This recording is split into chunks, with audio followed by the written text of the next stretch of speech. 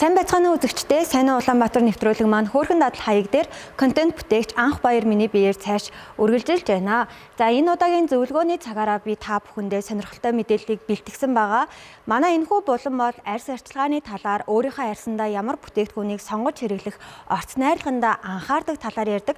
Гэхдээ бид бүхэн яг энэхүү арьс арчилгааны талаар суур ойлголтуудыг бол авах нь зүйтэй гэж үзсэн учраас өнөөдөр би та бүхэндээ арьс арчилгаан дээр хүмүүсийн гаргадаг алдаануудын талаар хүрэхээр бэлтгэсэн байгаа. За дийлэнх хүмүүсийн гаргадаг алдаануудын талаар ярилцъя.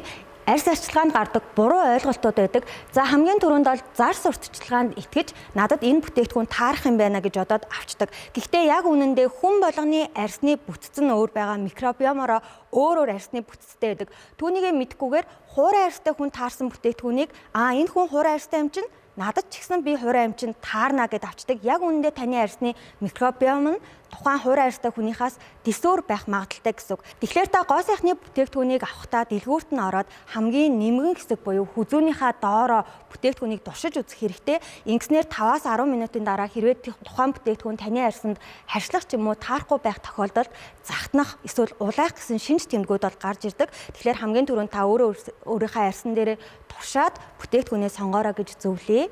За үүний дараагаар бол бүтээгдэхүүнийг шинээр авсан бүтээгдэхүүнээ шууд туршиж үзэх.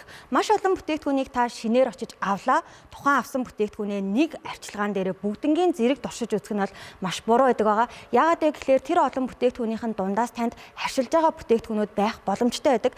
Тэгэхээр танд зөвлөх зөвлөгөө нь та 5 ширхэг шинэ бүтээгдэхүүн авлаа гэж бодъё. Тэгвэл өнөөдөр би энэ 5 бүтээгдэхүүнийхаа нэгийг нь өөрийнхөө өмнөх ашиглаж исэн өөртөө таардаг арьс арчилгааны бүтээгдэхүүн дундаа оруулаад хэрэглээд үзье. Маргааш өглөө тас ирээд арьсаа ажиглана гэсэн үг. За өчигдрийн маань туршиж үзсэн бүтээгдэхүүн миний арьсанд таарж байна гэж ойлгоод ийм маягтайгаар нөгөө 5 бүтээгдэхүүнээ нэг нэгээр нь арьс арчилгаан дундаа оруулаад явна гэсэн үг.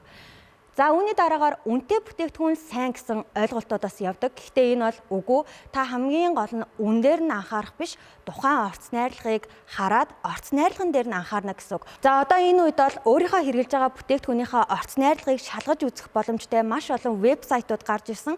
Хэрвээ та бүхэн санаж байх юм бол би өмнөх удаагийнхаа дугаарууд дээр орц найрлагыг шалгадаг вебсайтуудыг бол хэлж өгсөн байгаа. Тухайн вебсайт руу ороод өөрийнхөө сонирхож байгаа бүтээгдэхүүнийхээ орц найрлагыг бүтнээр нь оруулах юм бол энэхүү бүтээгдэхүүн ийм арьсан тохирно, ийм арьсан тохирохгүй, энэхүү бүтээгдэхүүн ийм үйлчлэгээтэй гэсэн тэр мэдээллүүд нь маш тодорхой гараад ирдэг. Тэгэхээр та бүтээгдэхүүнийхээ үнэндээ биш, өөрийнхөө авах байгаа үйлчлэгээндээ анхаарад, үйлчлэгээндээ зориулсан, тохирсон орц найрлаганд нь анхаарна гэсэн үг. За мөн хамгийн түгээмэл буруу ойлголтуудын нэг бол тослог арьсанд чийгшүүлэгч хэрэггүй гэдэг ойлголт байдаг.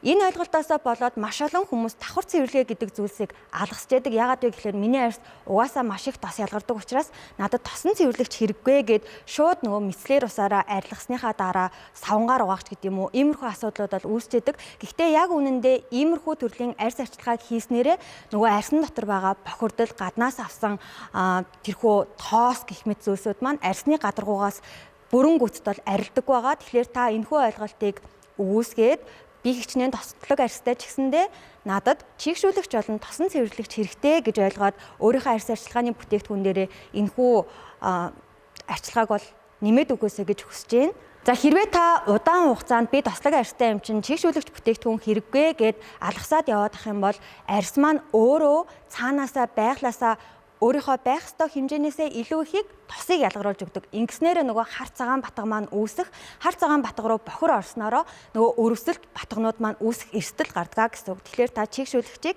хуураач бай, тослогч бай, холимог арьстай ч бай ерөөсөө алгасаж болохгүй гэсэн үг. За батга гардаг хүмүүсийн хувьд бол батга бол зөвхөн бохирдлоос болдог, эсвэл бүтээгдэхүүнээс болчлоо гэж боддог. Гэхдээ яг үнэндээ батга гарах маш олон үс өрөө шалтгаанууд байдаг. Үүнд бол гормон, стресс, хооллолт гэх зүйлсүүд бол маш хүн дээр нөлөөлдөг. Тэгэхээр та хэрвээ тань дээр батга гарч ивэл зөвхөн бүтээгдэхүүнээсээ хайх биш, миний гормонд ямар нэгэн асуудал байна уу, эсвэл миний стресстэй байгаагаас шалтгаалаад байна уу, миний хооллолт болохгүй байна уу гэдэг талаас нь бас нэг хараад үзээрэй гэж зөвлөе.